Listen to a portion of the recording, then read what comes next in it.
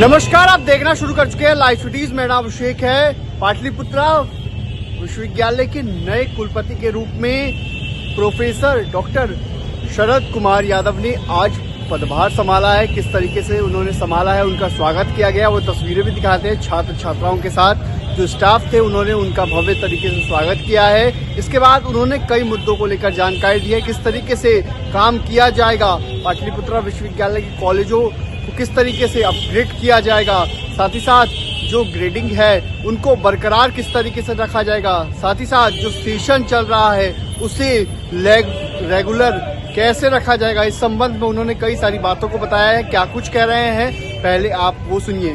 भरोसा दिया है, इस पे मैं खरा उतरने के प्रयास करूंगा, क्योंकि ये पाटलिपुत्र विश्वविद्यालय एक प्रेस्टिजियस यूनिवर्सिटी है और उसका नाम है, फ्यूचर भी उसका बहुत कुछ है। और जैसे कि इसमें कॉलेजेस हैं, मेरे संज्ञान में लाया गया है। इसके 26 कॉन्स्टेंट कॉलेज हैं, 45 एफिलिएटेड कॉलेज हैं, माइनॉरिटी कॉलेज हैं 3, गवर्नमेंट कॉलेज हैं। तो एक बड़ा स्ट्रक्चर है, बीएड कॉलेज है 58। तो एक बड़ी रिस्पॉन्सिबिलिटी है इस यूनिवर्सिटी को डेवलप करने की, इस यूनिवर्सिटी को आगे बढ़ाने के लिए। और जैसा मैं देख रहा हूँ, इसमें बहुत से कॉलेज ऐसे हैं जो, जैसे एएन कॉलेज है, A+ ग्रेडिंग है। हम चाहेंगे कि जो ग्रेडिंग मिल रही है उसको हम आगे बढ़ाएं, उसकी ग्रेडिंग को हम हेल्प करेंगे, यूनिवर्सिटी प्रोवाइड कराएगी हेल्प। हम लोग, मैं खुद अपना NEP के मॉनिटरिंग कमेटी में हूँ, उसका सदस्य हूँ।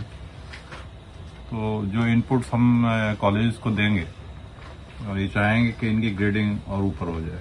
और जो नए कॉलेज हैं जिनको कोई ग्रेडिंग नहीं, उनको भी हम चाहेंगे कि उनको ग्रेडिंग मिले, और वो नंबर ऑफ कॉलेजेस जिनकी ग्रेडिंग नहीं है उनको बढ़ा देंगे।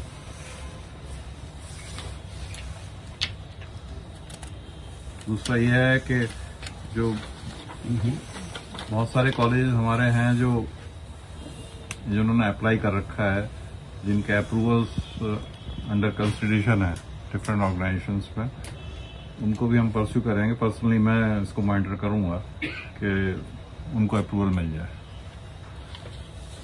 सर कितनी बड़ी चुनौती होगी सर दो विश्वविद्यालय का एक साथ? बहुत बड़ी चुनौती होगी, क्योंकि आरबेट ऑलरेडी हम बहुत टाइम देना पड़ रहा है उसके। अपने 5 कॉलेज स्कूल जो हमारे हैं हमने स्टार्ट कर दिए हैं। 3 स्कूल हम स्टार्ट करने जा रहे हैं, और उसमें ही बहुत टाइम लग रहा है, क्योंकि हमें एस्ट्रोनॉमी और स्टेम सेल और फिलॉसफी इस साल स्टार्ट करने हैं, यानी 25-26 में।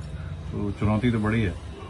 सेशन लेट को लेकर सर, जिस तरह से लगातार जो है सेशन लेट की शिकायत छात्रों की रही है, क्या उसको आपके रीजन में? मेरे नॉलेज में जहाँ तक आया है, सेशन, यहाँ का सेशन शायद 1 महीने रेगुलर है। तो उसको, हाँ रेगुलर है, तो उसको कोशिश करेंगे हम कि रेगुलर ही बना रहे हो, और अगर 1-8 महीने है तो उसको पूरा कर लेंगे। दूसरा ये है कि माननीय मुख्यमंत्री जी, माननीय शिक्षा मंत्री जी, दोनों ने इस विश्वविद्यालय के लिए एक फोकस प्रोग्राम रखा हुआ है।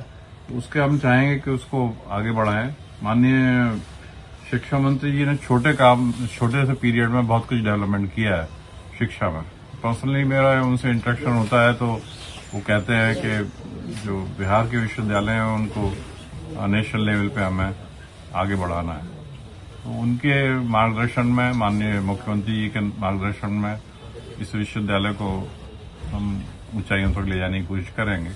आपको मालूम ही है कि इसका एक बड़ा कैंपस बख्तियारपुर में बन रहा है, और उसको मेरे को तो नॉलेज नहीं थी, पर वो ये था कि अगले 2 साल में हम उसकी बिल्डिंग और वो इंफ्रास्ट्रक्चर डेवलपमेंट में हो जाएगा। तो कोशिश करेंगे हम उसको कि जल्दी से डेवलप हो जाए। जितना पीरियड मेरा यहाँ है तो मैं टाइम दे पाऊंगा, उसमें कोशिश करेंगे कि उसको आगे बढ़ा दें।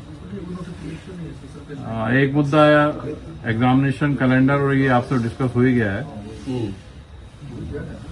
एक है इंफ्रास्ट्रक्चर डेवलपमेंट, जो NEP अपने पॉलिसीज में डिसाइड कर चुका है कि हमको एनईपी के हिसाब से इंफ्रास्ट्रक्चर और पर्टिकुलरली जो डिजिटाइजेशन है वो करना है।